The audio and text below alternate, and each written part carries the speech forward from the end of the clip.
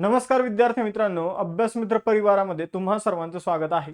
मित्रांनो, आज आपण 28 जानेवारी 2026 च्या चालू घडामोडींचा अभ्यास करणार आहोत. मित्रांनो, तुम्हाला ही सिरीज आवडत असेल तर सेशनला लाईक करा, चॅनलला सबस्क्राईब करायला विसरू नका.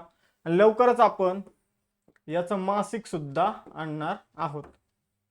ओके, तर सुरू करूया आजचं सेशन.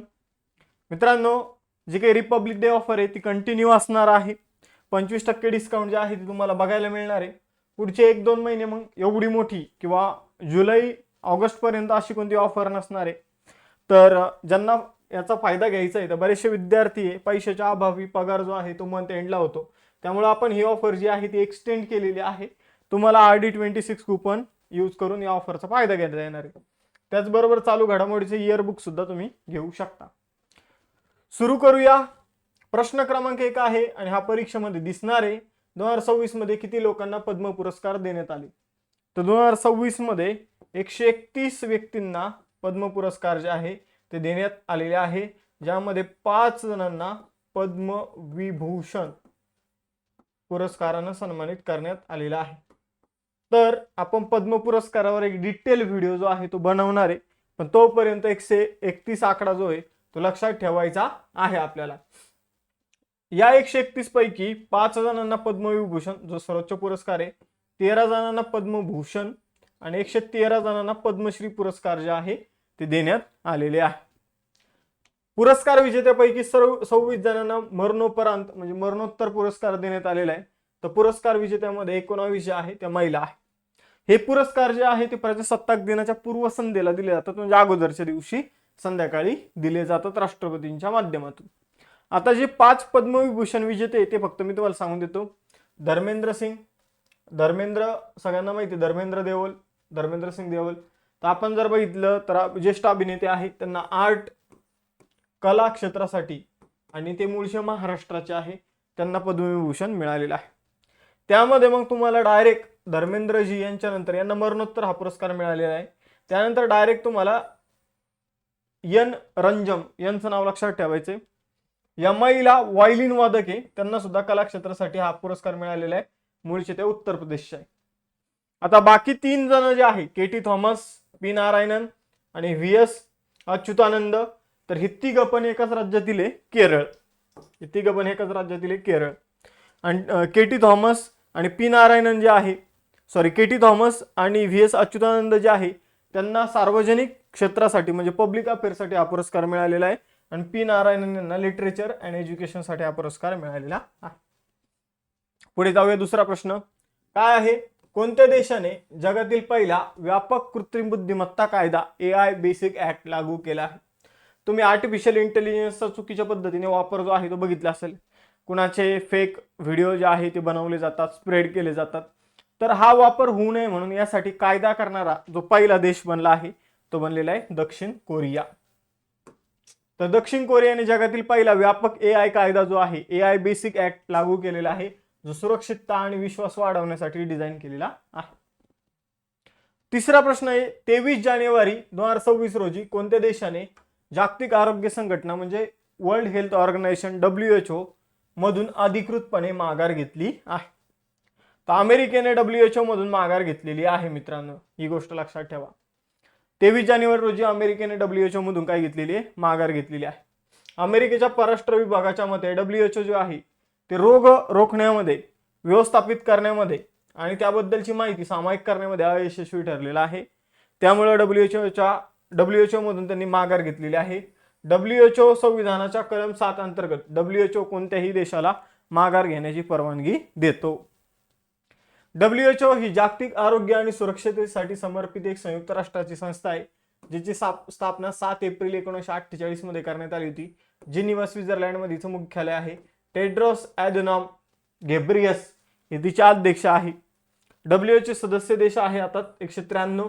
अमेरिकेने माघार घेतली, पहिली होती 194. भारत 12 जानेवारी 1948 ला WHO मध्ये सामील झालेला आहे. आता बघ, आपण जर बघितलं तर WHO ची स्थापना 7 एप्रिल 1948 ची. भारत हा अगोदर कसा काय देश बनला? तर आपण जर बघितलं तर जे काही संस्थापक देश आहे त्यापैकी भारत एक आहे. आणि आपण जर बघितलं तर WHO चे संस्थापक देश आहे त्या सगळ्यांनी मान्यता दिल्यानंतर WHO ची स्थापना एप्रिल 1948 ला झालेली आहे.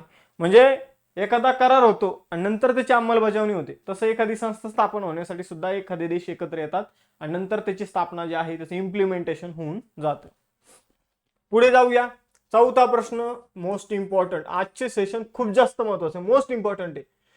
राष्ट्रीय मतदार दिन 2026 कधी साजरा केला जातो? तर राष्ट्रीय मतदार दिवस जो आहे मित्रांनो तो 25 जानेवारीला सेलिब्रेट केला जातो. मग का सेलिब्रेट केला जातो हे तुम्ही मला सांगायचं आहे. मतदान दिवस 25 जानेवारीलाच आपण का सेलिब्रेट करतो हे तुम्हाला सांगायचं आहे मित्रांनो. पुढे जाऊया. बघा आता इथं आपल्या समोरच आलेलं आहे. तर 1950 मध्ये 25 जानेवारी 1950 ला काय झालं होतं, तर निवडणूक आयोगाची स्थापना झाली होती आणि म्हणून 25 जानेवारीला हा दिवस जो आहे मतदार दिवस म्हणून सेलिब्रेट केला जातो. 2011 मध्ये हा पहिल्यांदा सेलिब्रेट करण्यात आला होता. 2026 मध्ये जर बघितलं 16वा आपण राष्ट्रीय मतदार दिवस साजरा करत आहोत.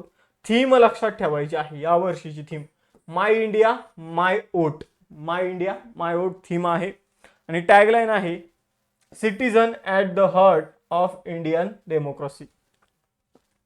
पुढे जाऊया. पाचवा क्वेश्चन, 49व्या आंतरराष्ट्रीय कोलकाता पुस्तक मेळा 2026 चा फोकस थीम कंट्री कोणता देश आहे? तर 49वा आंतरराष्ट्रीय कोलकाता पुस्तक मेळाचा फोकस कंट्री जो आहे तो आहे अर्जेंटिना. आपण जर बघितलं 22 जानेवारी 2026 रोजी कोलकाता येथे सॉल्ट लेक या ठिकाणी बोईमेला प्रगणन सेंट्रल पार्क येथे सुरू असलेला जो काही आपण जर बघितलं तर जो काही 49वा आंतरराष्ट्रीय पुस्तक मेळा आहे त्याचं उद्घाटन मुख्यमंत्री ममता बॅनर्जी यांनी केलं होतं. तर यामध्ये अर्जेंटिना हा फोकस कंट्री आहे. याच्या व्यतिरिक्त आपण UK, Germany, France, Italy, Russia यासारख्या 20 देश आहे ते या मेळाव्यामध्ये सहभागी होत आहे.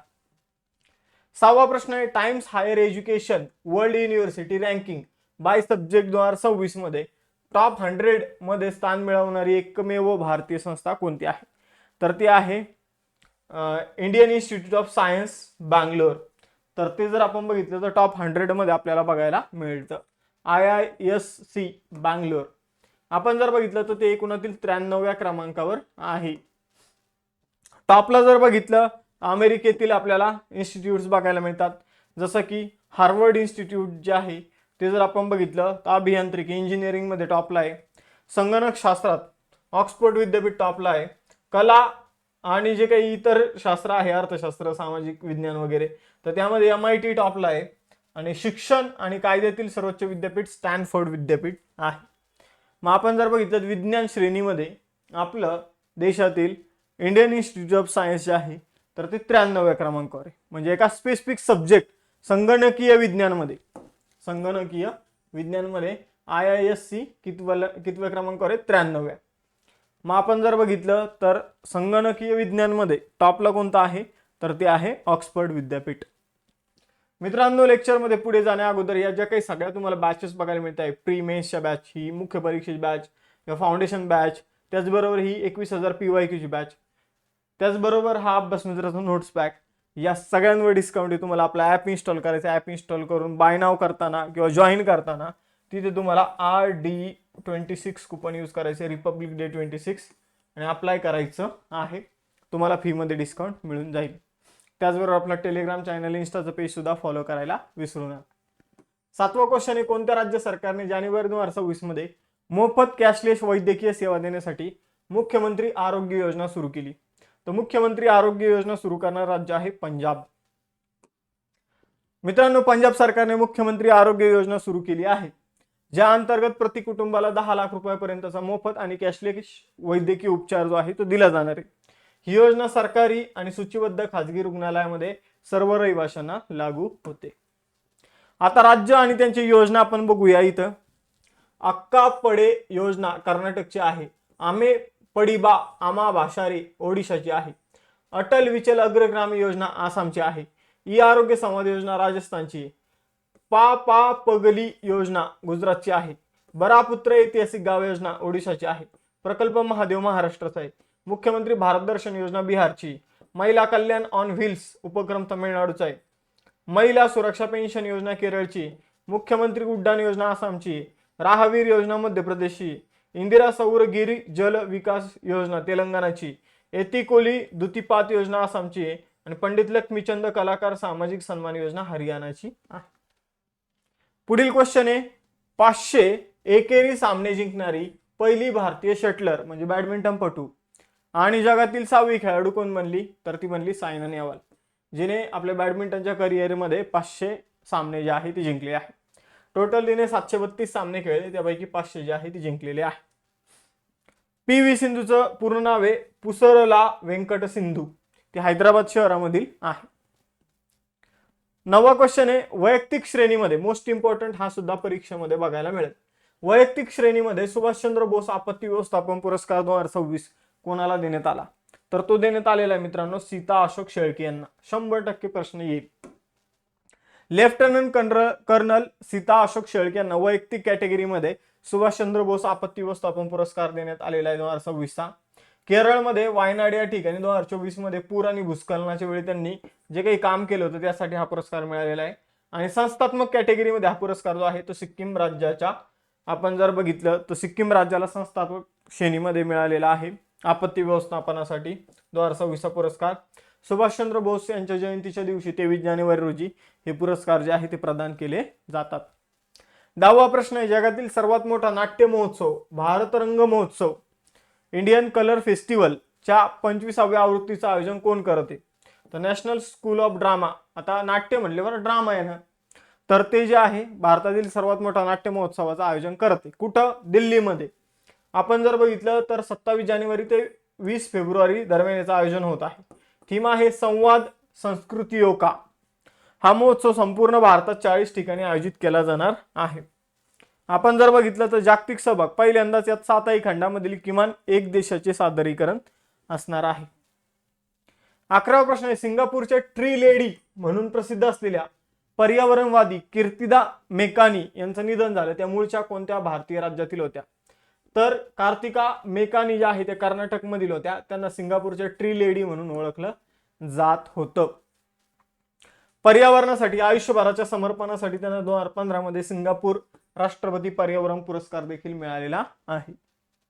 12वा क्वेश्चन आहे जानेवारी 2026 मध्ये सशस्त्र दलासाठी military quantum mission policy framework कोणी सुरू केलं, तर military quantum mission policy framework general Anil Chauhan यांनी सुरू केलेला आहे.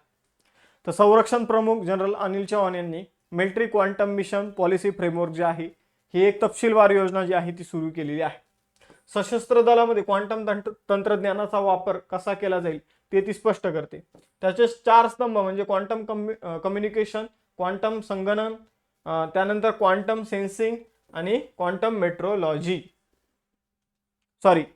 सेन्सिंग आणि क्वांटम मेट्रोलॉजी आणि क्वांटम मटेरियल आणि उपकरणं. मित्रांनो टेस्ट क्वेश्चन बघूया. ते बघण्या अगोदर 25% ऑफ आहे. जर क्वालिटी एज्युकेशन पाहिजे असेल तर आताच RD26 हे कुपन यूज करायचे आहे. बघा या प्रश्नाची तुम्हाला उत्तर द्यायचे. सुभाषचंद्र बोस आपत्ती व्यवस्थापन पुरस्कार वैयक्तिक श्रेणीमध्ये कुणाला मिळाला आणि संस्थात्मक श्रेणीमध्ये कुणाला मिळाला, त्यानंतर किती लोकांना पद्म पुरस्कार देण्यात आले, मग पद्मश्री किती जणांना, पद्मभूषण किती जणांना, पद्मविभूषण किती जणांना, एकूण किती जणांना पद्म पुरस्कार मिळाले, राष्ट्रीय मतदार दिन जो आहे तर त्याची थीम काय होती आणि कधी तो साजरा केला जातो, तर ह्या गोष्टी सांगायच्या आहे. अशा प्रकारे आज आपण इथे थांबूया. भेटूया नेक्स्ट सेशन मध्ये. आय होप तुम्हाला लेक्चर आवडला असेल. लेक्चर आवडला असेल तर लेक्चर लाईक, चॅनलला सबस्क्राईब करायला विसरू नका. थांबूया इथं. भेटूया नेक्स्ट सेशन मध्ये. चलो बाय बाय. जय हिंद.